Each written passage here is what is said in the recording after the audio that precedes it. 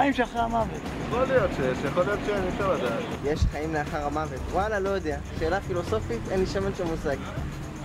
לא יודע, אף אחד לא חזר משם, אז אי אפשר לדעת. I flatlined. I died in the dentist chair 9 years ago.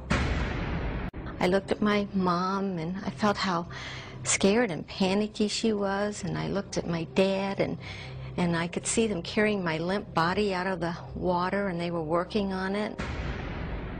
This young man saw a relative who he believed was alive, but he saw this relative during his near-death experience on the other side, only to find out later that the relative had died and he didn't know it.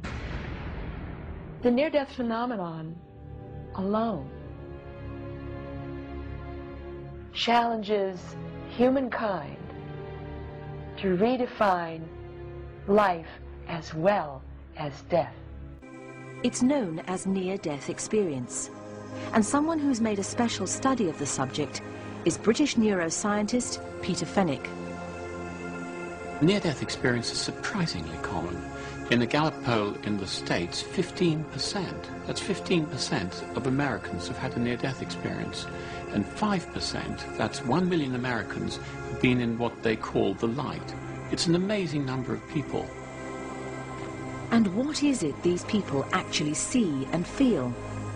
You may leave your body and watch what's going on down below. You may walk around an accident site, for example, and then you'll go down the tunnel. Now, the tunnel is most interesting. It's either described as a blackness and you're floating, but some people see a real tunnely tunnel. Then you see a spot of light at the end of the tunnel, which gets bigger and bigger. You may go into it. And as you enter into the light, it has the most wonderful characteristics. It's enormously bright, but it doesn't hurt your eyes, and it's composed of universal love. But are these genuine glimpses into the afterlife beyond the grave, or the chemical reactions of the dying brain? I'm convinced that it isn't because we all go to another world, but it's because of what's happening in the brain. Because near death or under stress, there's kind of random firing of all the cells going on in the brain. It could be lack of oxygen, which disturbs the balance of firing, or it could be the brain's own morphine-like chemicals that is experienced as lights, tunnels, hallucinations. When you have a cardiac arrest, if you monitor brain waves or the electrical activity of the brain, you find that within 8 seconds it's almost absent, and it's absent throughout the brain, so you don't have little pockets of activity. So to all intents and purposes, once the heart has stopped, the brain ceases to function. Now, we know from our neuroscience that you cannot have experience without a functioning brain. So once the brain function has stopped, then all experience must stop. If it doesn't stop for any reason, then you've made a very strong statement. 100 patients who had suffered heart and breathing failure for a prolonged period. To his surprise, only a very few reported near-death experiences. There was no explanation whatsoever. There was no difference between the 82% of patients who survived cardiac arrest without an NDE and the 80% who had an NDE. When it would have been a physiological explanation, say the anoxia of the brain, you would expect everybody to have that experience if the anoxia is the explanation. So Van Lommel concluded that oxygen starvation was not responsible for NDEs. When a pacemaker is implanted under a general anesthetic, it triggers an artificial cardiac arrest. An EEG, a machine that registers tiny electrical signals coming from the brain cells and nerves, monitors activity. What you see is that after 6.5 seconds, the EEG started to show chemical responses, and then at an average of 15 seconds, the EEG is flat.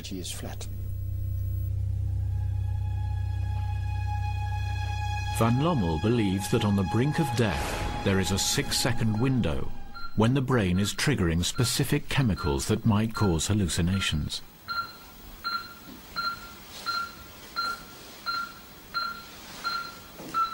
But once that window closes and the brain shuts down, no more images or feelings can be received.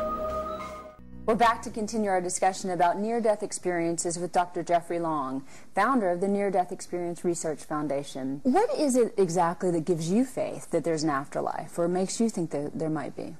Well, first of all, no medical explanation has been advanced that explains all the near-death experience elements, or even most of them. And then second of all, there's certain aspects of the near-death experience that I don't think anybody is going to be able to explain, such as people blind from birth having visual near-death experiences, and there have been some of these that have been identified over time. Vicky Umipeg from Seattle in the USA has been blind since birth. In January 1973, she was terribly injured in a car crash.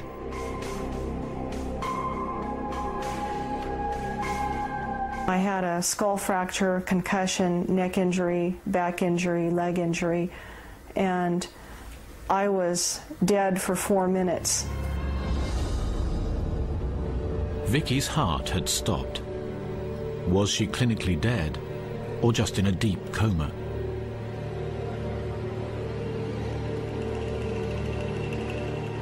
My back was up against the ceiling, and then I was looking down at everything. The one doctor said, well, it's a pity now that she could be deaf as well as blind because there's blood on her left eardrum. And then the female doctor said, well, we don't even know if she's going to survive this coma, and if she does, she could be in a permanent vegetative state, and that made me mad. As she fought for her life, something even more extraordinary happened. Vicky could see for the very first time. I felt like it was a nightmare because I have never been accustomed to perceiving of anything from a distance. And I touch things. My world is at arm's length. I perceive of everything tactily, and I couldn't translate what it was that I was receiving.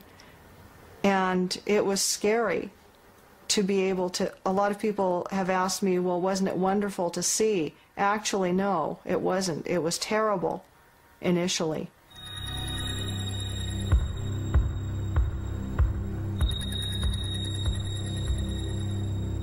I saw this ring on my left ring finger, and I thought, okay, that is me. And I also realized I had very long hair then down to my waist, and I realized that they'd shaved off quite a lot of it, and I was pretty upset about that. How could Vicky's blind eyes see? I mainly dream even with taste, touch, sound, and smell, but in my dreams there is no light, no color, and there are no visual impressions. Vicky's experience interests scientists. She works with a psychologist from New York University specializing in the near-death experiences of the blind, Sharon Cooper. If you compared her case with many sighted near-death experiencers, you would not find differences. The only difference that I was able to discern between her case and a sighted person is her description of color. She called it different brightnesses of light, and that's because she had no way to understand what color was. She did notice differences in the environment during her experience. She just didn't know what to call them.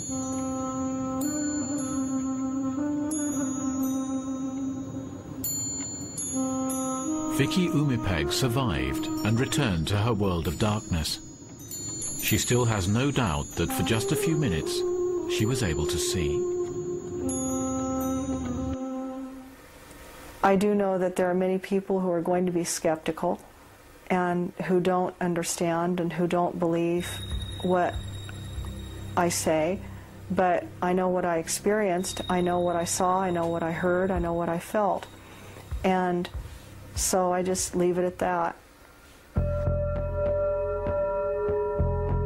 Vicky's story seems to challenge rational scientific explanation. And there are others. We've encountered a person who is deaf from birth, who in the near-death experience, communication was not through written material or through sign language, but was with the usual type of telepathic communication that's typical in near-death experiences, so no variation on that pattern at all. I think it's just seeing so many near-death experiences that have that remarkably consistent pattern of elements not like any pattern of hallucinations or dreams or any other type of altered consciousness. It just seems to stick out heads and shoulders above any other type of group of human experiences that I'm aware of medically. What's remarkable about near-death experiences is that what they can see and hear during that phase of the experience almost always is absolutely correct. And this is occurring when they're clinically dead, if you will, their heart stopped, they've stopped breathing, and they're unconscious. In June 1976, he was a scientist working in the former Soviet Union. One day, he was rushed to hospital. He'd been hit by a car. Surgeons took him to the operating theatre, but could do nothing for him. He was declared dead. It was fear. The fear of darkness, fear of non-existence. Somehow I felt horrible, horrible pressure around, and I felt around me a lot of dark colors and darkness, the blackness. I mean, any black can be imagined for human mind, but that black was unimaginable. Rodonia's body was put into deep freeze to await an autopsy. But all through this time, he recalls an incredible inner life.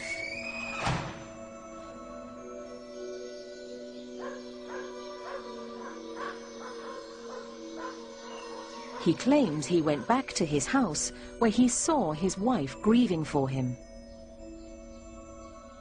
My wife is crying. She's very young. She has a child, and she thinks, I mean, what can I do now? I saw her thoughts. And that was the most wonderful thing what's happened to me. I could see people's thoughts. Telepathically, you are grasping their thoughts. It's not that you see as a picture, it's you grasping, you see what's happening within their brain. Most extraordinary of all, George Rodonia's mind travelled to another hospital where the wife of his best friend had just given birth to a little girl. But all was not well. This baby was crying constantly and never stopped crying. So I came and I said, why are you crying, if you understood me? And she said, because she had a broken hip or twisted hip. The significance of this information was to emerge several days later. Back in the hospital, Rodonia's body was prepared for autopsy. It had been in the morgue for 3 days, and his death certificate had been signed. The pathologist took his scalpel and began to make the first incision. I opened eyes, and this doctor looked and he said, oh my God, he's alive. And I had some air coming because lungs were collapsed, and I had to fight to move something in my esophagus. And that's what people understood I was alive, began to scream and run around.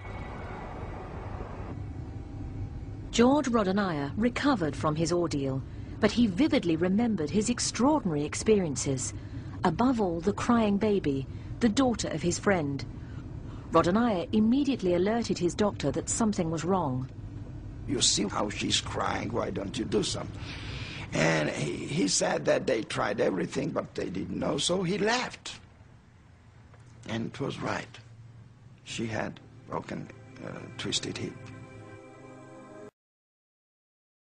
Don't forget that these people are fully unconscious, and people have actually done studies where they asked people that clinically died, had a heart attack, to describe what their resuscitation looked like. The people that had a near-death experience that actually saw the resuscitation were incredibly accurate down to details including, at times, the serial number on the machine used to resuscitate them. Fascinating. But if they didn't have a near-death experience and they were asked to guess, it would be completely off. Details would be completely off. They wouldn't even know or not know if they were shocked, for example.